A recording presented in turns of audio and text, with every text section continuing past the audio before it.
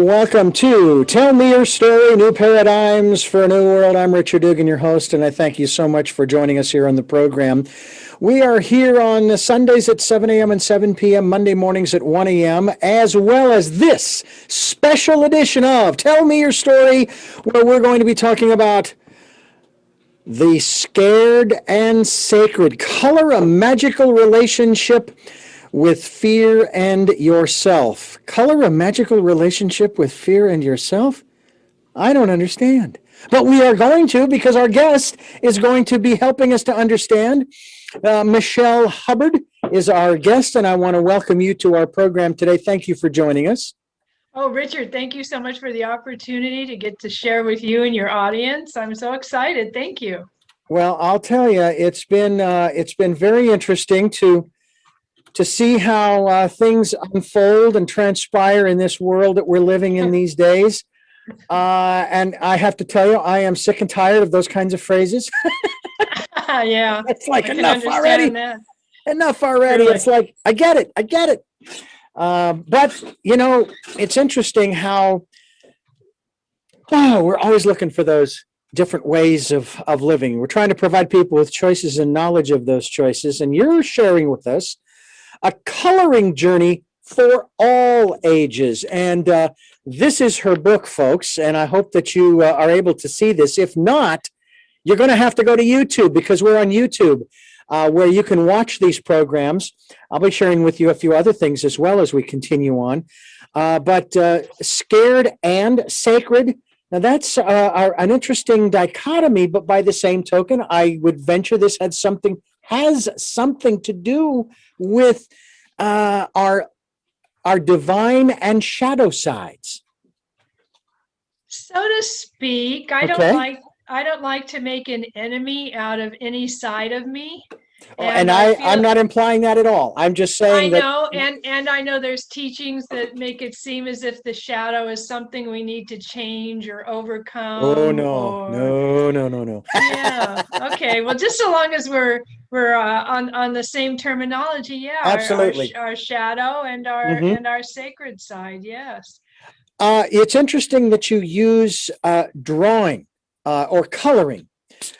Because it's something that I've been doing most of my life on and off.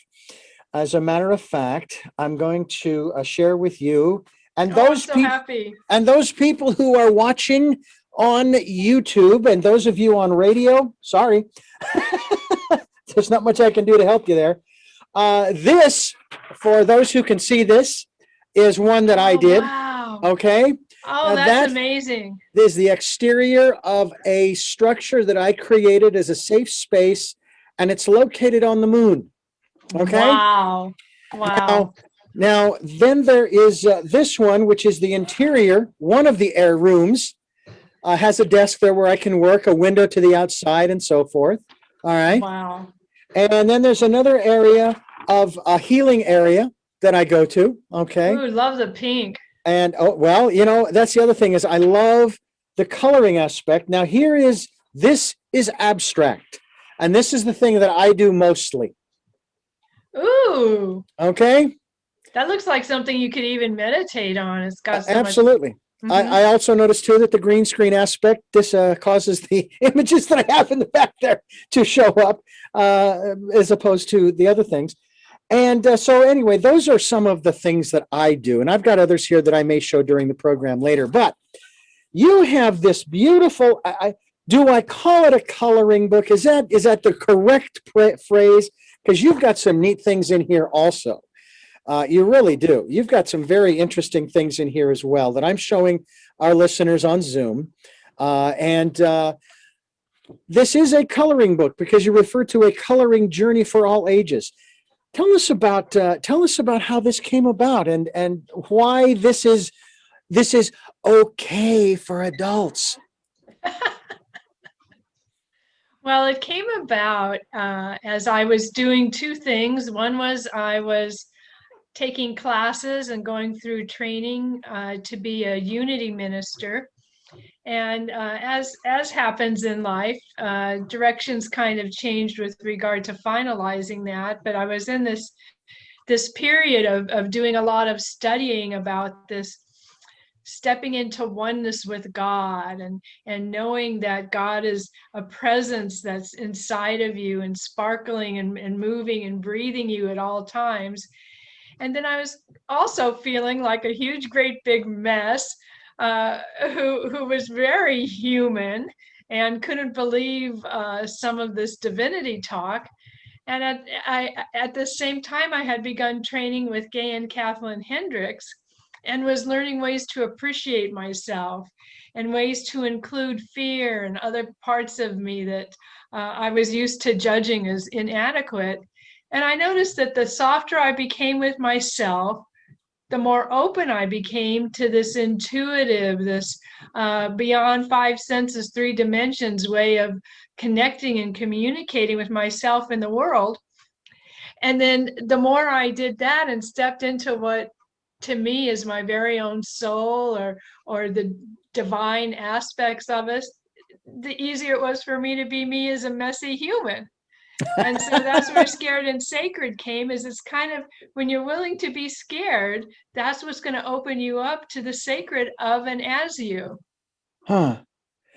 You know, I think this is really kind of cool because it really gives us that opportunity to be, as Jesus said, come to us, come to me as little children. Now, he didn't say come to me as childish individuals. No, come to me childlike.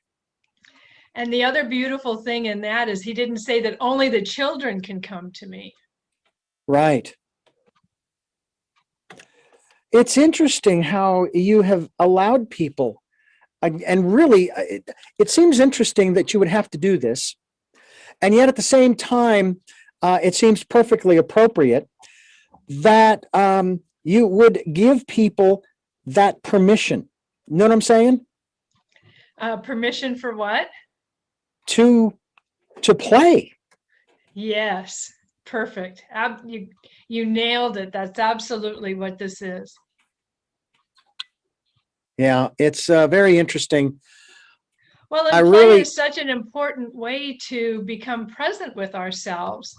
It's actually, in a way, and let's not serious up play, but it's in a way a form of mindfulness, a way of mindfulness meditation, when we're really focused on, what our imagination is telling us to do in this moment of play, whether it's coloring, whether it's, older people are starting to go back to playing with dolls, and finding really unique ways to bring our playful imagination from our really young childhood youth back into our world of being an adult. And Calgon, take me away from this. Imagination, take me away from this. I haven't heard that in a while. I know.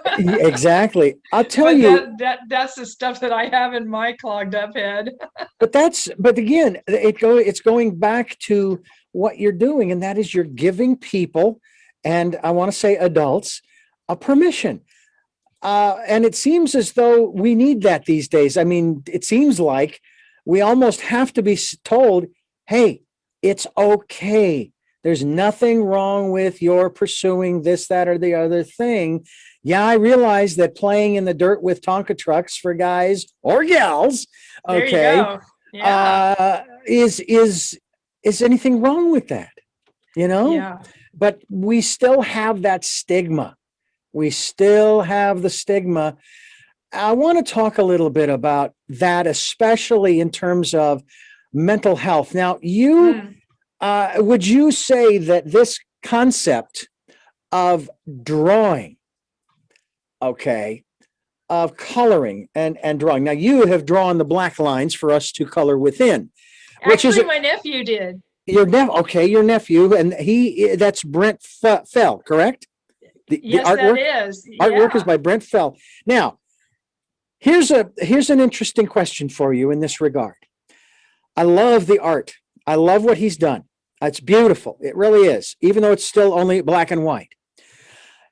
my question to you is, what are your thoughts in regards to this aspect of the drawings and spending time coloring within the lines, as opposed to the philosophy that tells us that we need to start learning how to, and this is more of a metaphor, start coloring outside the lines?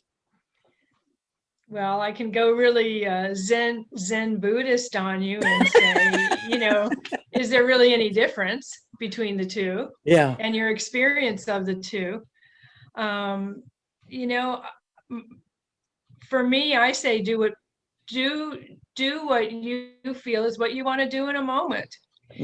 Science is telling us that art, coloring, drawing, painting have the same effects on the brain as meditation does. So maybe for some of us, it's hard to just sit still and imagine darkness and not have any words or thoughts come into our mind. But if our hands and our minds are engaged in an activity, say coloring or drawing, we're doing something really healing for ourselves to the same level that meditation does. And so why not, whether you're, I taught this class one time, and my students, from my book, and my students were, doing their coloring thing. And I was thinking, okay, so they're doing their thing. What am I going to do? And I didn't want to go and grab some of their colors. So I just had a pen with me. And I just started on one drawing lines outside of it and making lines different. And I came up with this, whole other different creation than what my nephew had drawn and what they were all coloring, which was, of course, all unique to them anyway. And yet, for those 5 or 10 minutes when we were having this exercise, I was every bit as much of in this world of creativity and imagination and expansion and, receiving intuitive hits as they were doing the coloring. So it's a way for us to open ourselves up to more than who and what we usually are, and yet at the same time become really, really landed as the truth of us. Yeah. You have this wonderful little acronym, and it is basically LIFT, LIFT, love, integrity, face fear, and thanksgiving. One of and again, this goes to your point earlier about not wanting to make an enemy. I remember when I was learning about meditation, for example, I was told, well, you need to quiet the mind. You need to tell the mind to shut up. And somebody else shared a different perspective that I tended to agree with. And this goes along with what you said. You basically want to communicate with your mind, with your intellect, your ego. I don't have any problems with you whatsoever, but I need to spend some time over here quietly. I need to be listening to that still small voice. You are a very important part of my life, and I need you desperately. But right now, I need to have this quiet time. So I was wondering if we could have this little arrangement where you give me 5 minutes, 10 minutes, whatever you'd agree upon, and just let me be there. And when I'm done, we'll come back, we'll get together, and we'll have some fun. We'll do some things. That is beautiful. I absolutely love that. Perfect. Yeah. And that way you're not making an enemy. You're not going at odds with a part of who you are that in one instance, you might say, has brought you where you are today.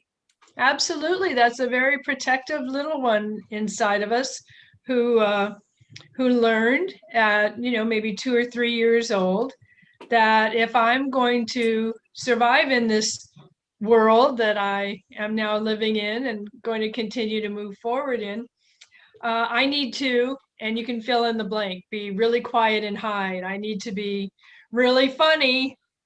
I need to be really athletic. I need to be really smart. And so this little one stays little, but is always trying to jump out in front of us, protect us, keep us from getting too big by these different, little ways that we learned early on. And I think of it as, this little one needs a break. Yeah. So I like to think in terms of saying to my little one, okay, honey, go off in the corner with your blanket and take a nap now. I've got this. I'm gonna, be okay with it, and we'll catch up after whatever the experience I might be wanting to have is. Yeah.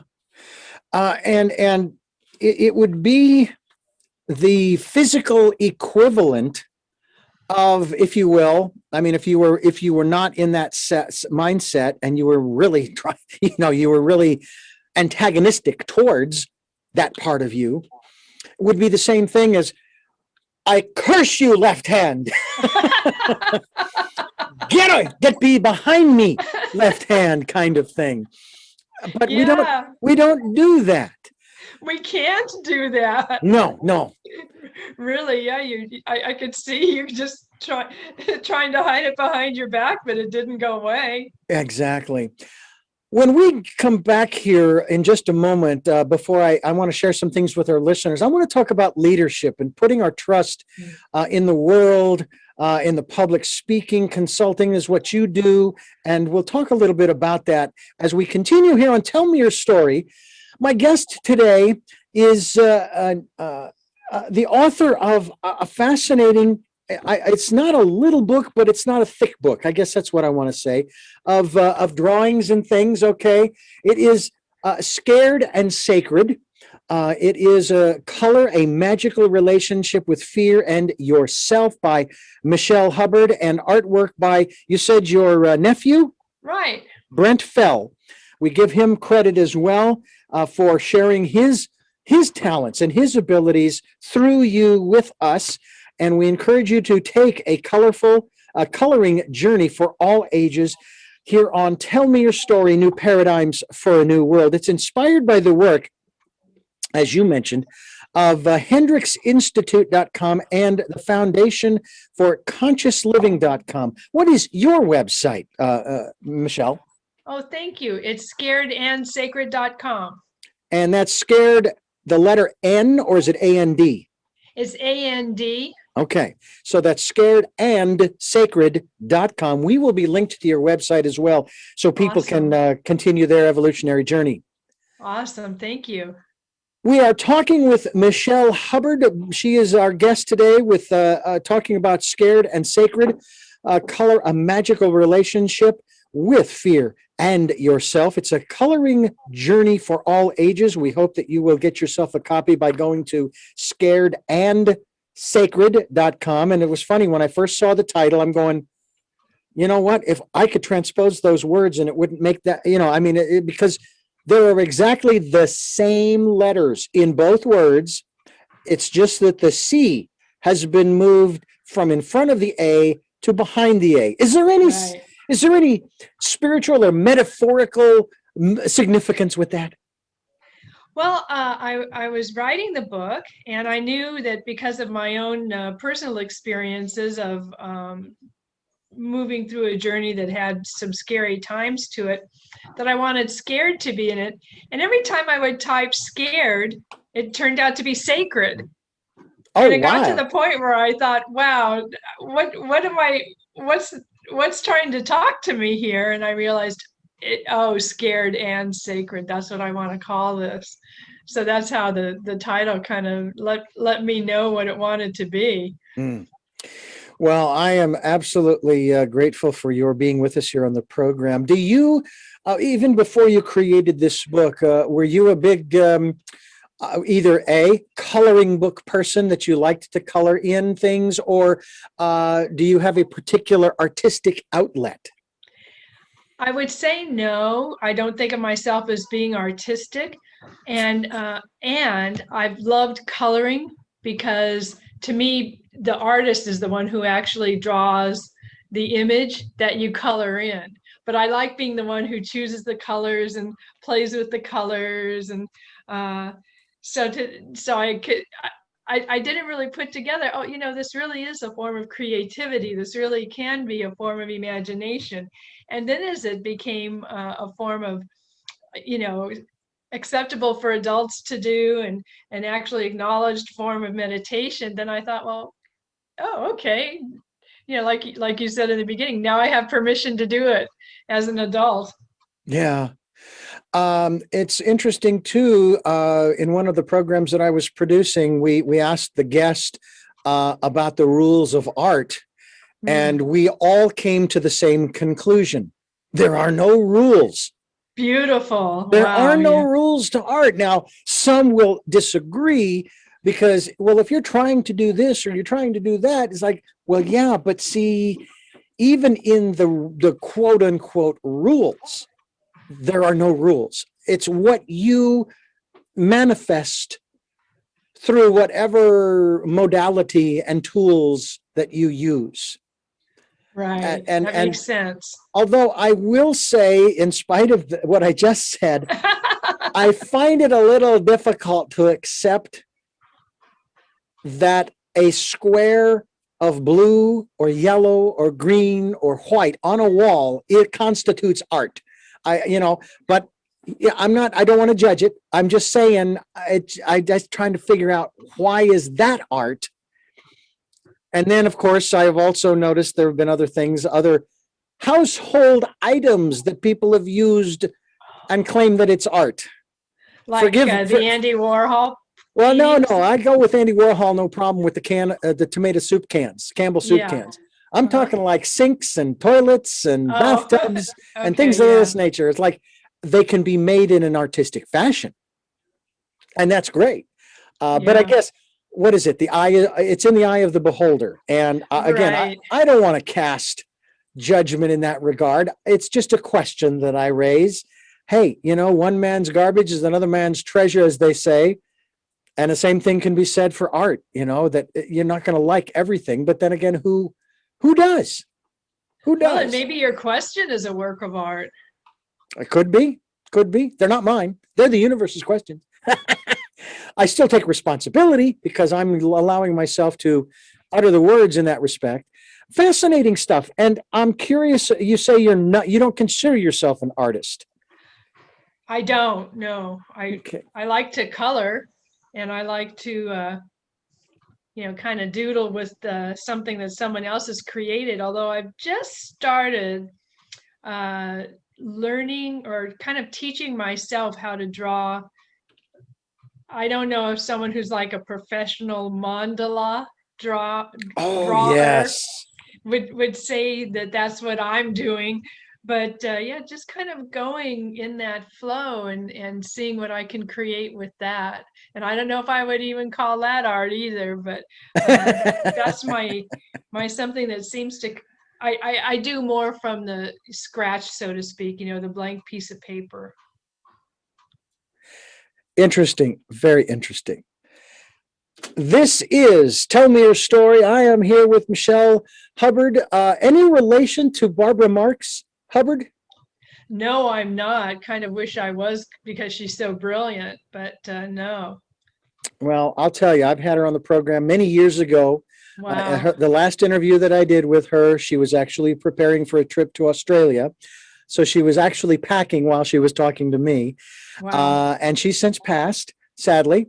But now she is accessible to all in that fashion, and that's kind of neat too. Tell Me Your Story, New Paradigms for a New World is the name of the program. I'm Richard Dugan with Michelle Hubbard, author of this is your latest work, Scared and Sacred. It is a magical relationship with fear and yourself. Then this is a coloring journey for all ages, and we hope that you will avail yourselves of the website scaredNsacred.com. And we are going to continue here on Tell Me Your Story, New Paradigms for a New World. We're here giving you choices and knowledge of those choices to help make your dreams come true. Mm. And we're talking about today on Tell Me Your Story, how you can color your world, if you will. And I like the phrasing you have here. It's a color a magical relationship with fear and yourself. One of the things that we've been promoting here on Tell Me Your Story since basically September of 2019 is first the year of perfect vision, 2020. Yeah. And then as we entered 2021, we jumped forward to the decade of perfect vision, the 2020s. Oh, okay. And so we're asking people to spend that time going within. And the key is that I would like for you to address is getting to know ourselves. Most of us, we hear this from other people. We've seen this on television programs where you have two people in a relationship of whatever it is. And, Michelle, I know you better than you know yourself. And I'm sitting here thinking, that is not possible. Even though Michelle might say, yeah, that's not possible, but I don't even know me that well. Tell us about going within to our inner life and learning about who we are and all of, or as much as we can, of who we are, both the divine as well as the shadow, to just coin those phrases. Well, I might have said it rather facetiously, but my belief is that within and without are really not separate things, and that if we really are one with this God that's all there is and the creator of it, to say that, well, this person who's in my life has absolutely nothing to teach me about me, I don't believe that's true. I think that for us to really best get to know ourselves, the number one thing that we need to be is willing to accept. Are we willing to accept this situation, even though we don't like it, to see how we're going to respond to it, who we're going to be in it, and learn that aspect of who we are? If we have this moment when we have nothing else to do but be at peace with ourselves, are we going to be willing to concentrate on that, or are we going to maybe distract ourselves with social media or food or something? So the more accepting we are of whatever it is in us and asking for our attention, and then deciding for ourselves, do we want to give it our attention? How much attention do we want to give it? What quality of attention do we want to give it? And then what are we getting back from it? That's how we learn more about ourselves, I think. I love it. I love it. To me, it is a fascinating journey that we can all take. There is no question about that. Pardon me, folks, while I just adjust a little bit here. It's one of those things that I'm curious as to when your journey began. My journey into myself? Yes. I would say I was the shy, quiet one, who was always looking at the kind of chaos around me and wanting to both be self-protective and protective of whoever was closest to me in the chaos as well. So having that perspective led me also take a look at myself, because I didn't want to increase the chaos by doing something that would bring getting in trouble to me. So, I was the one who was the shy, quiet, kind of introspective one to begin with. In high school was when I had my first, one of the blessings before that of my upbringing, to me it was a blessing, is that I was not raised in any particular religious philosophy, any particular denomination of Christianity. So I was able to learn from my own experiences within and without about me and life, and kind of what the truth of the others who were influencing my world, what this truth was. So then when in high school, I took my first philosophy class, there was a lot of open space for that. I didn't have a lot of dogma and rituals and beliefs already that were going to argue with what some of these brilliant minds I was learning about had been speaking. And so from there, I kind of on my own would read this book, or try out this church, or this, Buddhist philosophy, or, a Jewish temple, or, I wouldn't say I actually learned in depth about any of them, but they all had something that I took and helped to mold the me that I wanted to be. So it was a way of not only just learning about myself, but also creating myself.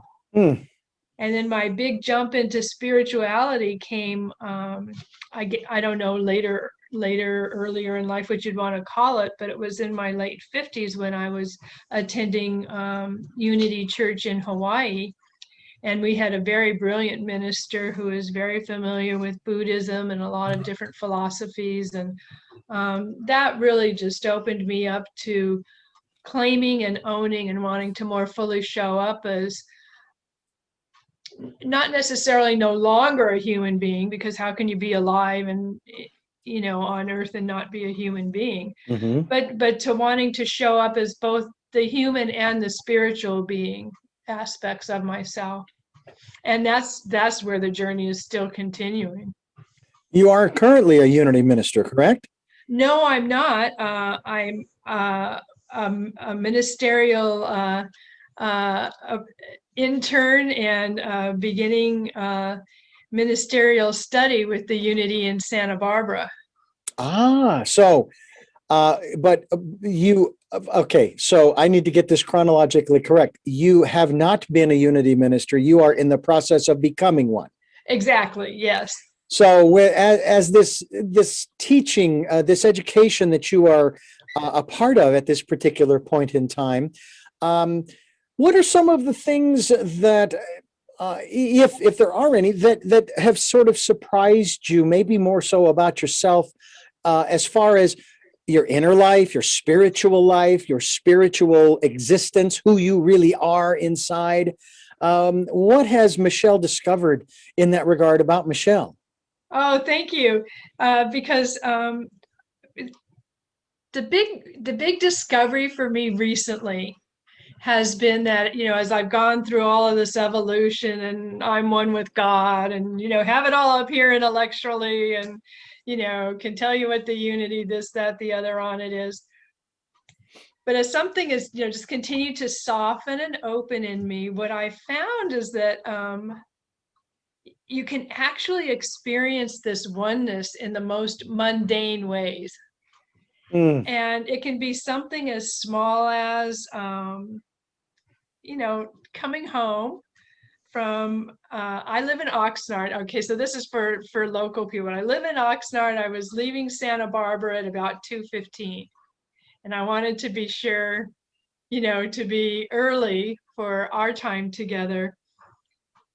And you know how traffic can be at that time of day when you get to the places where there's construction. And I was just like, God, if you could give me any help with this drive so that this is going to be a smooth, easy drive for me. And local people will understand the unrealism in that at that time of day. And it was.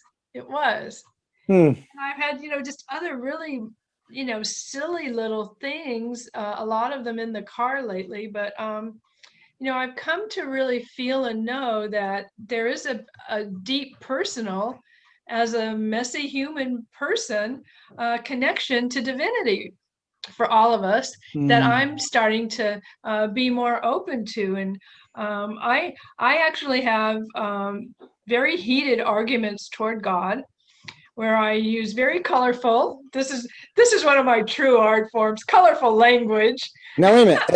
Are these conversations with or of God? They're actually with, because what happens, I've noticed, is that when I let all of the vent come out, either the situation, something shifts about it, or something in my perspective shifts, so that I see something differently, react differently, don't have the torqued outness that I used to.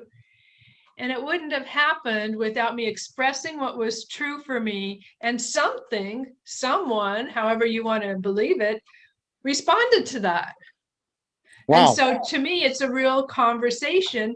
And Michael Bernard Beckwith, who is the leader of Agape International Spiritual Center, he has a phrase that God is as near as our neck vein. And I think he got that from and I'm not clear on this African expression, but I mean, that's really that's really how close God is to us. God is willing to be in this neck, in this temper tantrum, in this traffic condition, in this, I lose my Bluetooth, earpiece and my glasses on a perpetual basis. And it's gotten so that I have to just say, God, where's my Bluetooth? Sure enough, I'll find it. To think that God is too big and too important and too scary to be concerned with things like this, and you really have to be, praying for the vaccine to work and the cancer to be cured, and this planet and all of its disasters to be healed, and that's the only thing that God is concerned with. It's not that God isn't concerned with that, it's that God is saying, okay, yeah, let me make you as strong as you can so you can contribute to what's going to actually be the real turning around of that. We're so intricately really connected, even in our own small, human, imperfect way, to perfection. Tell Me Your Story is the name of this program.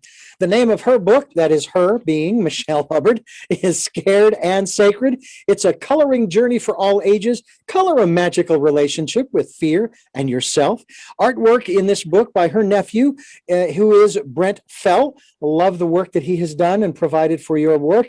And the website for you folks to go to is scaredNsacred.com. Scaredandsacred.com will be linked to your website, Michelle, so that people can continue to follow you and the work that you're doing. When we continue here on the program, we are going to talk about another side of Michelle here a little bit, and how that juxtaposes with this study of unity and spirituality and all of those wonderful things that we all aspire to, but there are those days when we just have that conversation with God that can't be heard on the radio, like here on Tell Me Your Story, New Paradigms for a New World. We are giving you choices and knowledge of those choices with New Paradigms for a New World on Tell Me Your Story. I'm Richard Dugan, your host. Michelle Hubbard is my guest. Her book is Sacred and Scared, Scared and Sacred. Sacred and Scared, Scared and Sacred. I don't care, but you better get it right when you're going to her website, scaredandsacred.com. Michelle, you are also involved in the law. There's the letter of the law, and there's the spirit of the law, and what is the phrase? And not shall the twains meet, or something along those lines. Oh, yeah. Okay.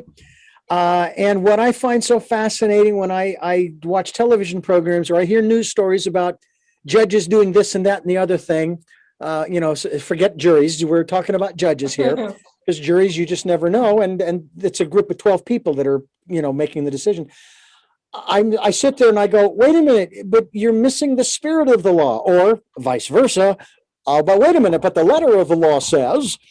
And how do you grapple with the constructs of your spirituality, your divine immortality? Because that's what we all have. The physical body isn't immortal, but that which animates it is. And then juxtapose that with the whole arena of jurisprudence and the law. How did you, has there been a problem, or did you even have to reconcile the two?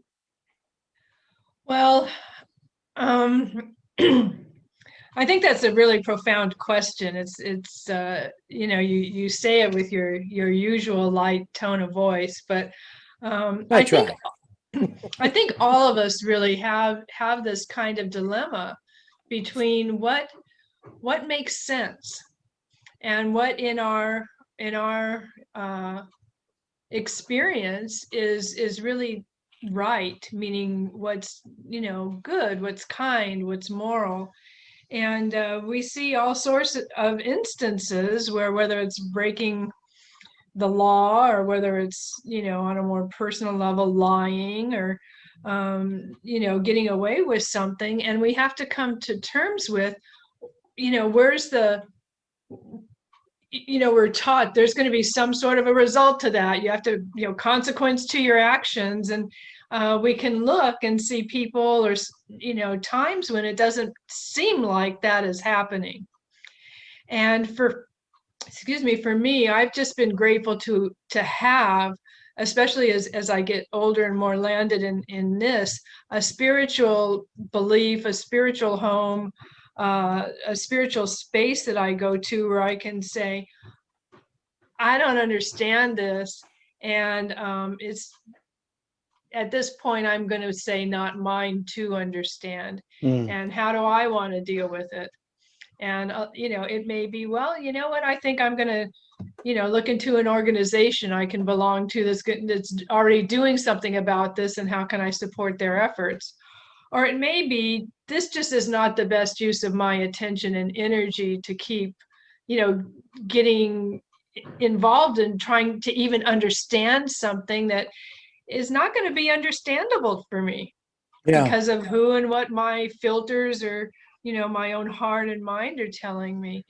So I think it's again, goes back to, I'm willing to accept that this is happening in the world, or this is happening in, the judge made this decision, and I just vehemently disagree with every aspect of how he came to that. And it's it's what happened, and I'm going to accept that, and I'm going to step away from it, because I think it's very physically unhealthy to get too involved in that sort of a thing, to the point where we are in more pain than any part of the experience or situation itself is. Hmm. Now you are a law school administrator's consultant. I'm a law school admissions consultant. Admissions, not administrator, admissions consultant. Right. So at what level have you had to study the law? I am a law school graduate. I have a Okay. JD, and I took the bar 7 times and failed. And at the 7th time, I was just, I wasn't done with law because I love it. I love Mm-hmm. that field. There's something about it that really appeals and relates to my logical, analytical side. But I came to admit that being an attorney was not the way I was going to be able to participate in it.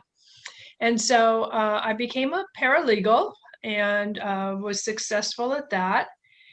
And there came a point where, through marriage, I moved to Hawaii and was no longer really in law, but I had a niece who was who had just started doing law school admissions consulting.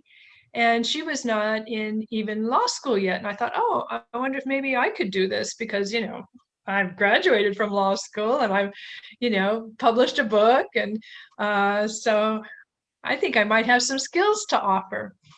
So I interviewed with Kaplan Test Prep, who does a lot of LSAT, which is the standardized test to get into law school, does prep for that.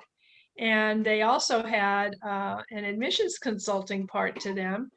And I was hired to be an admissions consultant, and I did some training.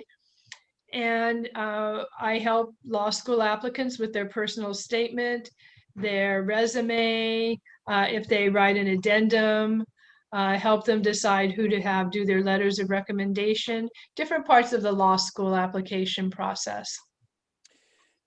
So you took the bar 7 times, and I'm going to say you didn't fail 7 times. What you learned was that wasn't your path. Thank you. Thank you so much for that. Well, It's true. You're absolutely right. And I feel like a failure even still.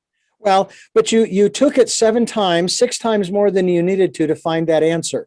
Do you think that if you had maybe waited before you even took it the first time, in spite of how much you love the law, that doesn't necessarily mean you should be a lawyer, let alone be a judge or at some other level of the judicial system. And what you found, what you learned, it goes to Edison's example of he never failed. he just found 990 ways that the light bulb didn't work. You just found 7 ways that wasn't the direction for you to go. Right. And it just took you a little longer, in spite of the fact that the universe already knew, no, we don't want you to go this way. But you know what? If you're dead set on doing this, go for it. It's not gonna happen, yeah. But to me, it had to have been at some level exciting for you to come to that realization, didn't it? That, oh, was there an aha moment? Or was it more of a moment of resignation? Oh, okay, I'll go this way instead of that way. It was a moment of, you know how when you just kind of see and feel the truth of something in one moment, and they just kind of come together. It was that, oh, I'm not gonna do this again.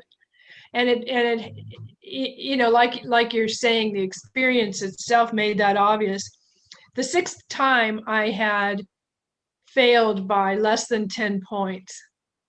And that's something that very easily could have happened in the more subjective grading of the essay part of the exam. Mm-hmm. So, you know, that right there was something that could have, you know, at least possibly have gone the other way. Mm-hmm. And so that, I decided, was what meant, okay, this next time is going to be my time. And I failed, you know, by nothing that was close that time. And you put those two together, you know, let alone the journey that brought me to those two. And that's how I got the, you know, I'm just not going to do this again. This isn't meant to be. And very shortly after having made that decision and gone through the, you know, the crying and feeling bad about that, I kind of had this sense of relief, you know, and at that point I realized I really didn't want to be an attorney. That really isn't what I felt in myself was who and what I wanted to have be the career of my life. And yeah, you know, I felt like I'd kind of let my family down and things like that. But within myself, I had some peace around it as well. Well, I have a feeling that you probably didn't. I have a feeling that family is very interesting, because in spite of some of the early childhood messages that weren't horrible, okay, and I didn't grow up with trauma in that regard from home, my parents, for all 6 of us, have always said how proud that we are of you. And then they would list off the names, you know, or if I'm talking to my dad, you know, he'll say at the end of our conversation, Richard, you know, I just want you to know how proud I am of you for the man you've become, and so on and so forth. And I got to tell you, that feels really good. Yes. But I have never felt unloved by my father. I've never been estranged to my estranged from my father in that regard. So, you know, I've never had to face the returning prodigal son kind of thing. But at the same time, you know, I sit there and I think, gee, Michelle has been through all of this. She actually went through that horrific experience. I'll say it that way, 7 times. You said there were tears, probably each of the 7 times. And yet, instead of saying, I give up, because you didn't, you said, oh, that really isn't the way I want to, that's not really what I want to do. How did your inner life, your intuition, that still small voice, help you after test number 7? It helped not so much in saying something like, oh, I've got something better in store for you. And, you know, boy, is your life going to be really great now. But in terms of saying, and it's kind of like what you said previously, this just isn't your path. This isn't what you're meant to do. This isn't you. And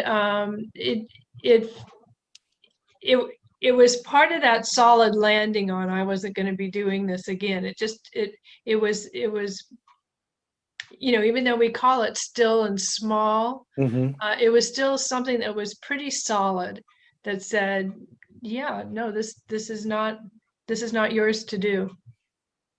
This is Tell Me Your Right. This is Tell Me Your Story, New Paradigms for a New World. I'm Richard Dugan.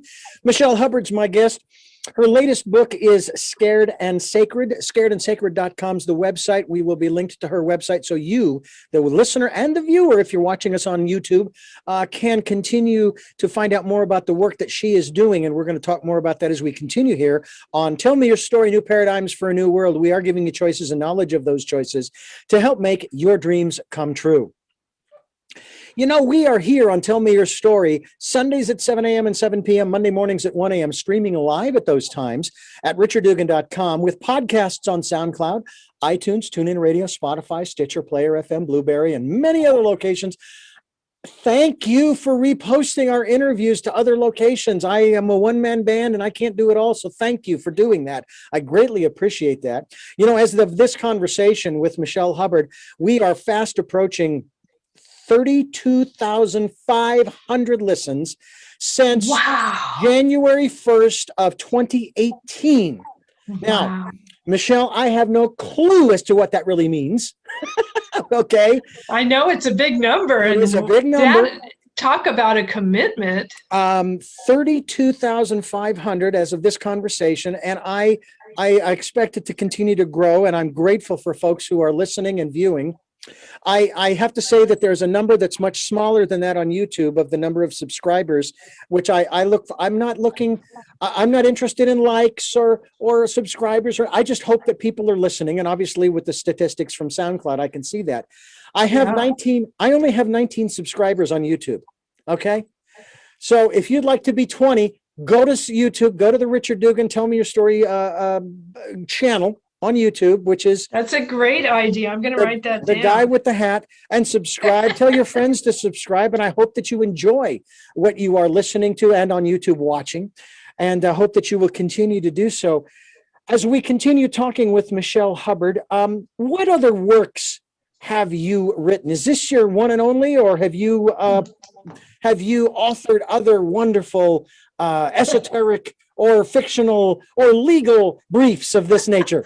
All of the above. All of the above. Tell us what you've written. I wrote a teen novel when I was living in Hawaii, and it's called Sour Notes. Oh. And it's about a young teen Hawaiian girl who goes through the experience of having a body image issue. You know, she's got the Samoan blood in her, and she's got a certain amount of curves and dark hair and dark skin. And she was seeing more blonde, blue-eyed, thin girls in her class being who the boys like and who are the popular ones.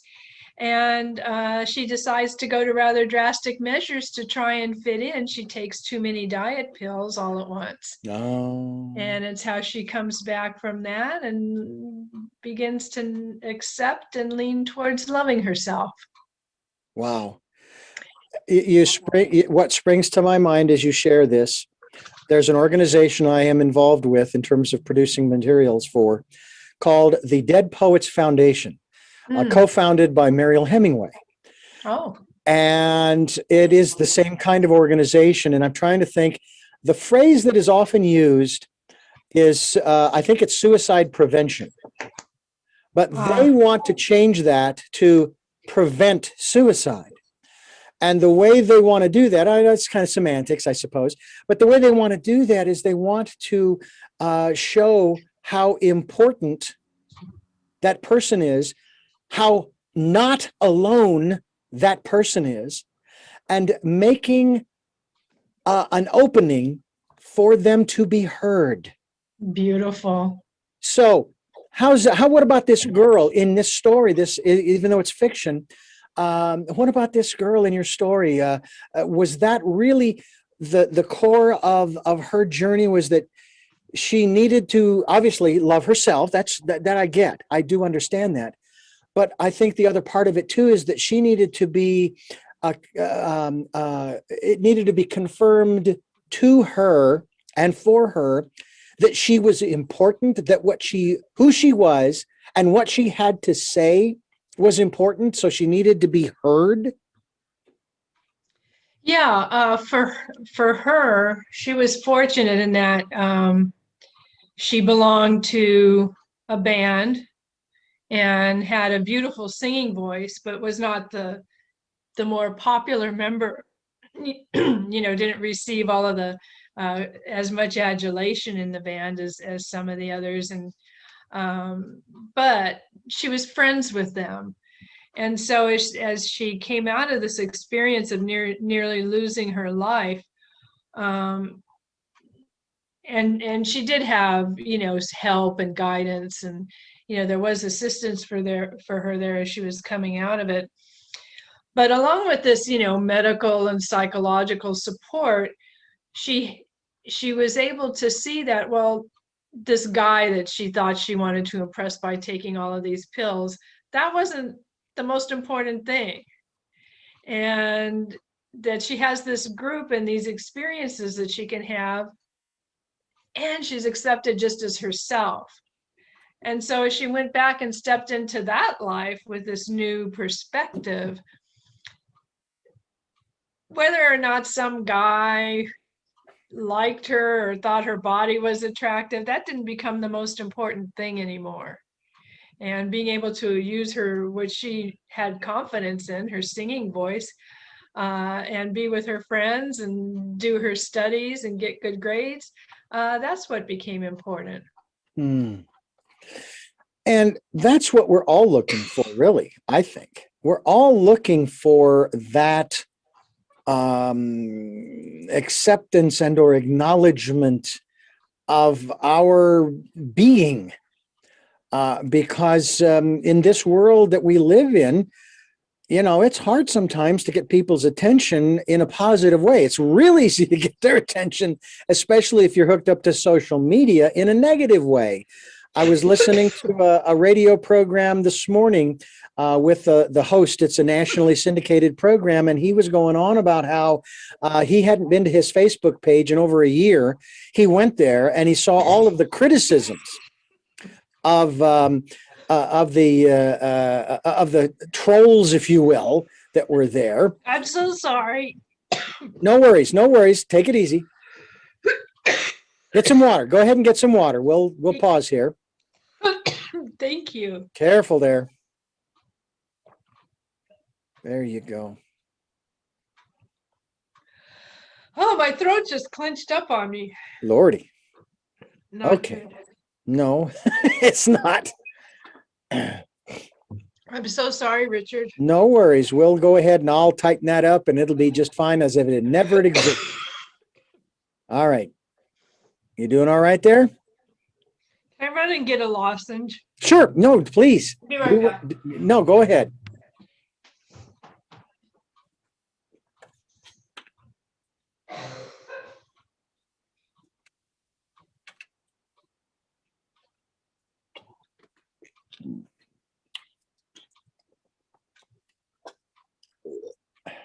I forgot what I was talking about now.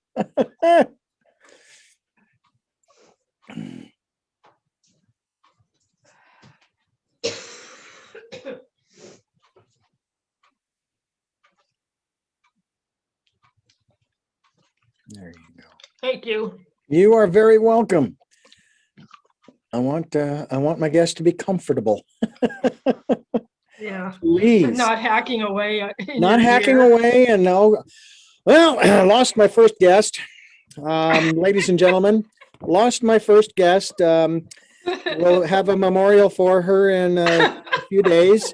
I hope everyone can make it out.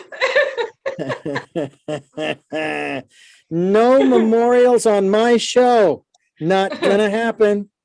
Not gone there. Not gonna do it. No, 1,000 Points of Light. You remember him. Uh-huh. Yes, indeed. All right. I have to say I was saddened by his passing too, and especially the photograph of his dog at the base of his coffin there when he lay in state. And I got to tell you, a Republican or Democrat, everything before 2016, I would have no problem sitting down with any of them just to have a nice chat. Don't care about your politics.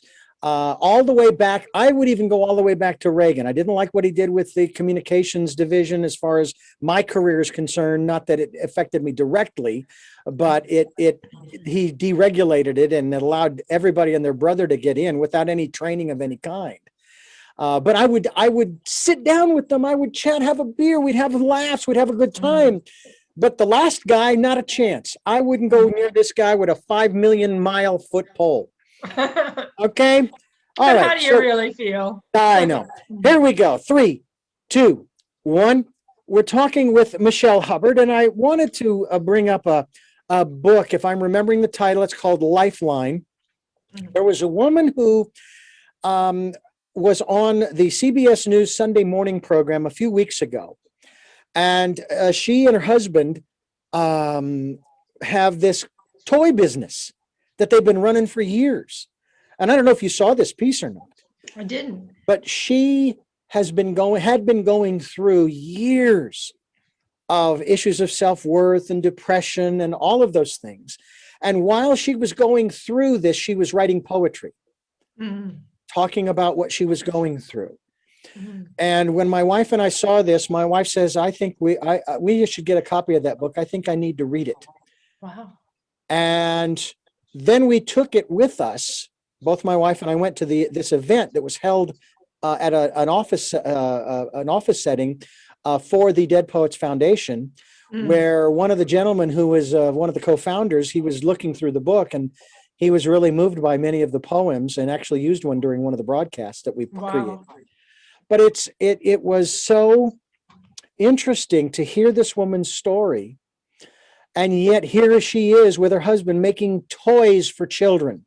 One of my favorite toys they described was the fuzzy puzzle. Oh, what an interesting idea. Yeah. In other words, your puzzle pieces, they have fuzz on them. Wow. So quite tactile. But she found a way. I'm not sure if she's through it completely yet. I don't know if you ever are, but at least she's through it to a place where she's talking about it. And I want to talk about this aspect of mental health with you right now. Maybe in light of your book and its contribution to our mental health and well-being, because they say that we're headed for another pandemic, but this one is going to be a mental health pandemic. I believe it's already here.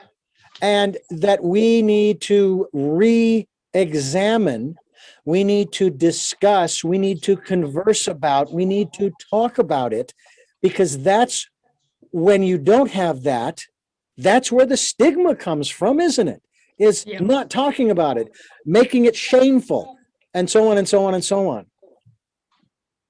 So how does the work that you do, especially as you're studying to be a Unity minister, as you are authoring these different books and sharing with people, how can you help us to maybe stay in a healthier mental state, maybe even if we are kind of suffering a little bit? I've been fortunate. I've been able to go to and from work and do my thing, as has my wife. So we haven't really been locked down like everybody else. So that kind of tells me, okay, we're going to need to be here for others who need their support, that support. Yeah, it's a very relevant question and exploration that you're bringing up right there. Right now, the real pandemic is not around COVID, it's around anxiety.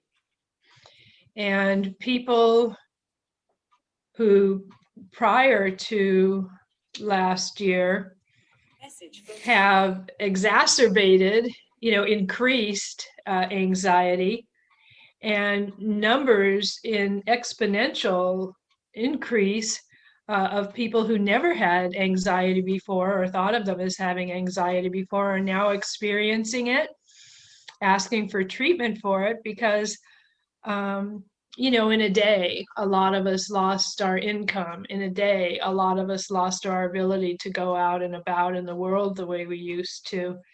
And throughout the year, there have been openings and then they've been closed again. There's been openings and they've been closed again. And so we can, a lot of us find ourselves in a position of feeling very anxious about, how am I going to survive? Am I going to survive? What kind of a world do I live in?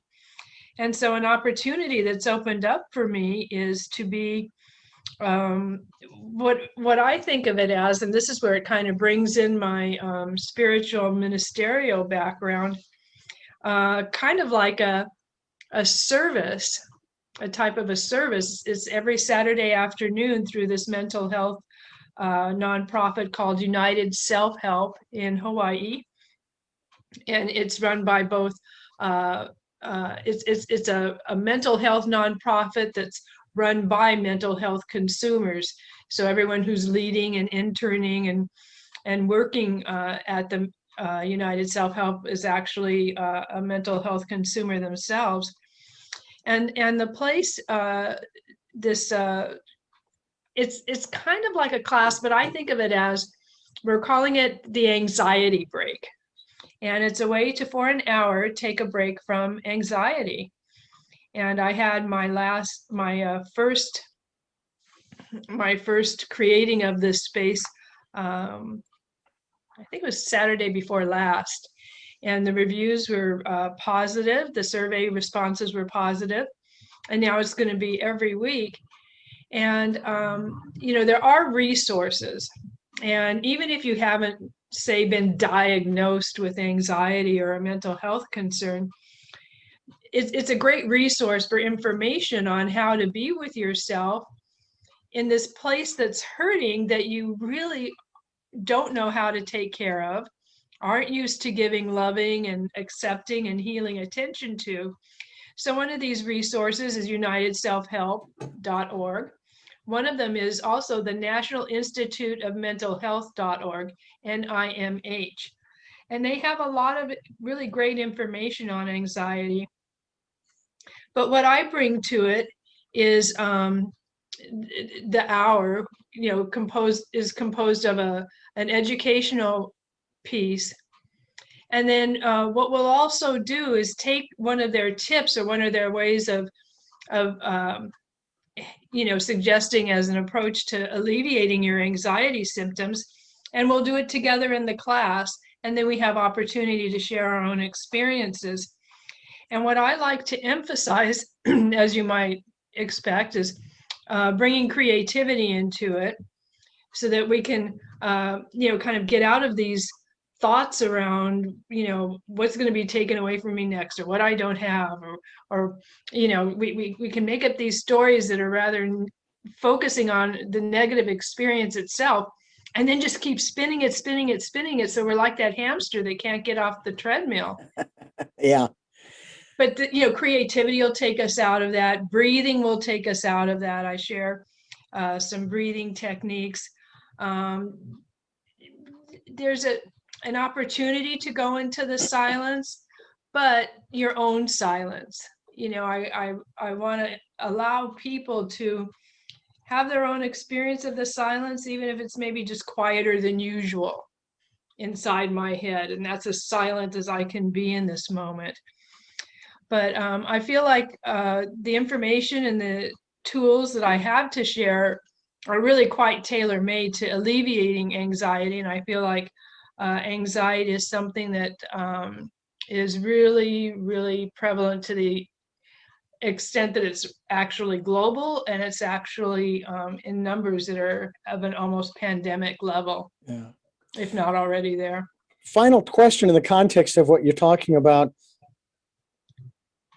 Do you think, and this probably may come more from you personally, but also you as an up-and-coming Unity minister, that our society needs to think differently about our mortality and transition, as I like to use the word, into the next phase of our existence? I acknowledged the fact earlier that you and I are both immortal.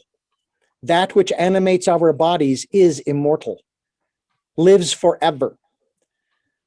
That's just a belief of mine.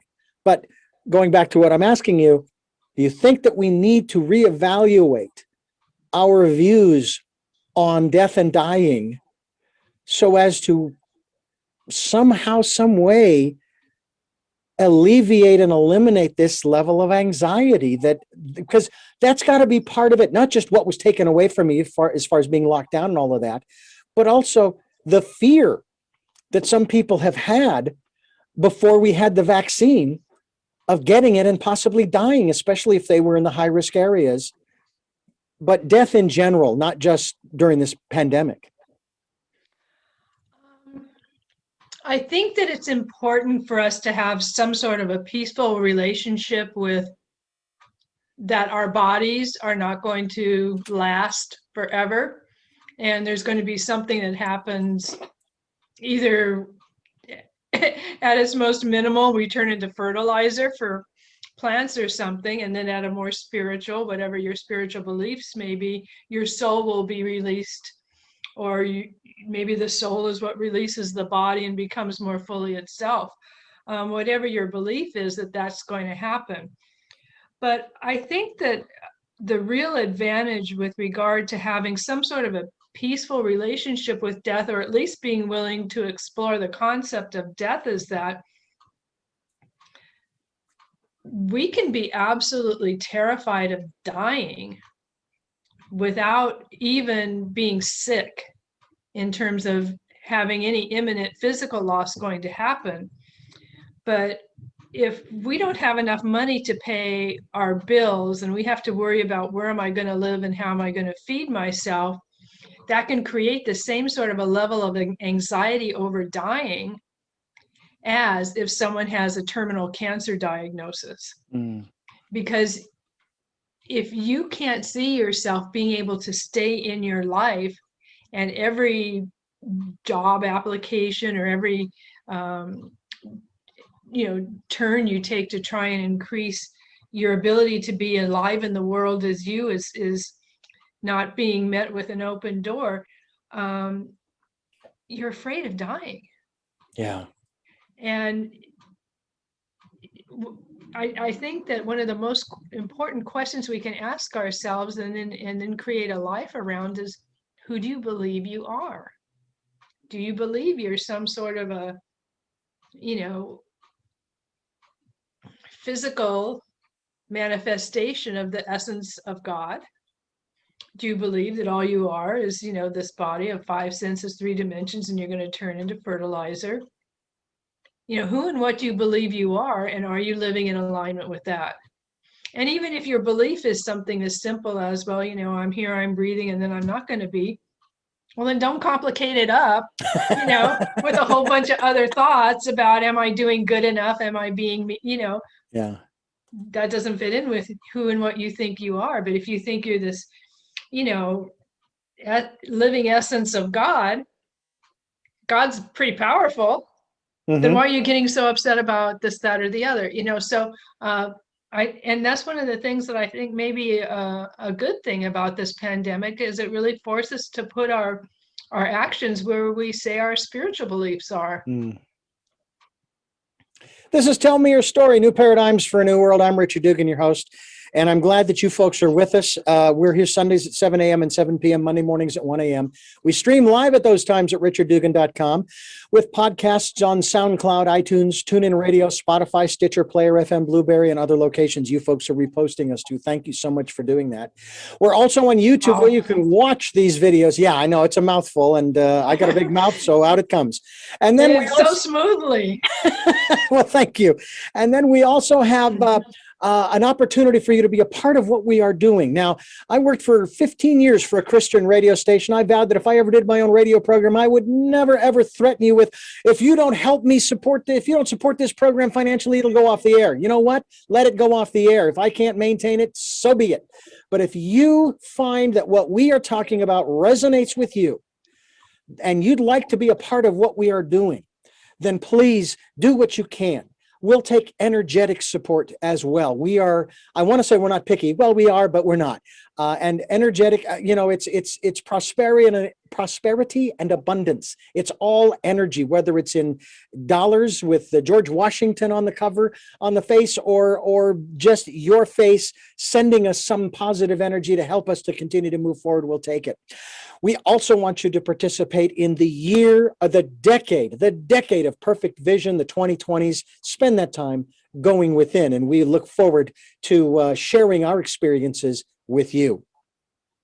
Michelle Hubbard is my guest here on Tell Me Your Story, New Paradigms for a New World, as we get set to wrap this program up. And I want to thank you so much for being with us here on the program. This has been an extraordinary journey through the potential legal career of Michelle Hubbard to the definitely the high-end potential. And we look forward to having you on when you become a Unity minister. Thank you. And who knows, maybe you might even be working, either you'll be opening your own or working with our local and program host here on this fine station, Heidi Alfrey, the Reverend Heidi Alfrey of Santa Barbara Unity. We also look forward to the next chapter, if you will, or book that you might be writing. Have you got something in the works? Have you got something in the works? I do. It'll be another coloring journey, but this is more around leadership. And it's got 4 sections to it that are going to be called Love with a Spine. There's going to be expression, and it'll have some more or less public speaking tips in it. It's going to have a section with the letter A, which is using the superpower of your attention. It's very palpably powerful to really know how to use that. And then D, the power of discovery. Well, I said it earlier in the program that we were going to talk about leadership, and we didn't really get to it. We went into your legal profession, I believe.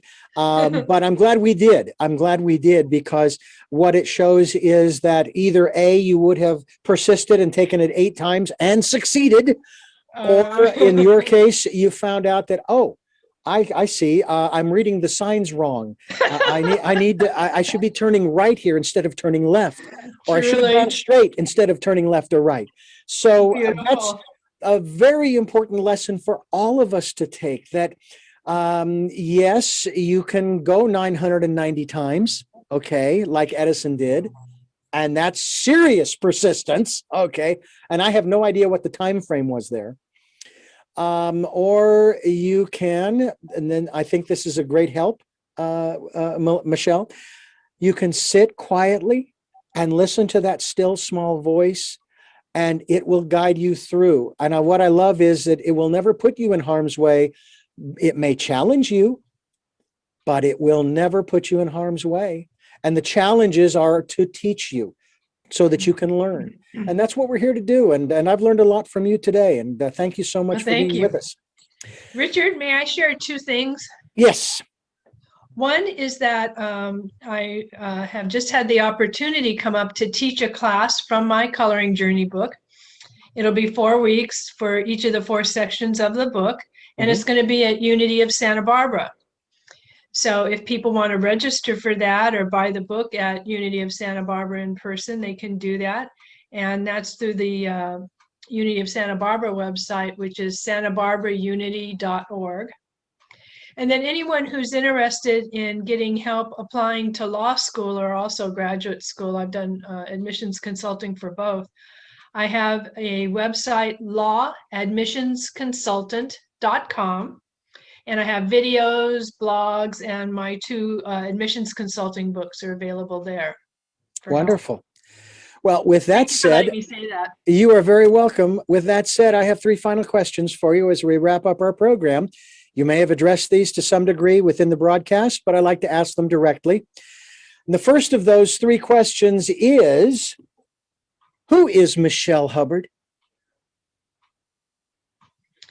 Well, on a broad sense, she's a unique expression of the essence of God. On a more human level, she's someone who's, of a certain age, done a whole bunch of different things, and is still learning and growing and doing different things. She's single. She has a family in Glendale that she loves. And I would say she's a really nice person. What is it that you hope to or want to achieve through the work that you are doing now? And I'm sure this would have been a different statement when I was younger, but my focus right now is making and leaving a helpful impact, so that when I'm no longer here, there'll be some little sparkles of something that Michelle did or left that's going to be helpful to someone. Final question. What is your life's purpose? Well, we hear that question a lot. What's your life's purpose? And again, I guess this is rather broad, but I believe that all of our life purpose is to be us. No one else can do it. We aren't here to try and sand off the rough edges and take away the unique expressions and journey and mess that has brought us to who and what we are. Creator loves that. It's another unique way it gets to experience itself. So, at that level, my purpose is to be me and stay solid in who and what that is, and keep that unique expression unique as possible, and go deeper and deeper into that. On a more specific level, I've come to think of myself as Michelle on purpose. I realized it spells mop, and I think that's kind of what I'm here for, is to kind of mop up, this really big experience that we've been through in the last year, and going to be continuing to go through.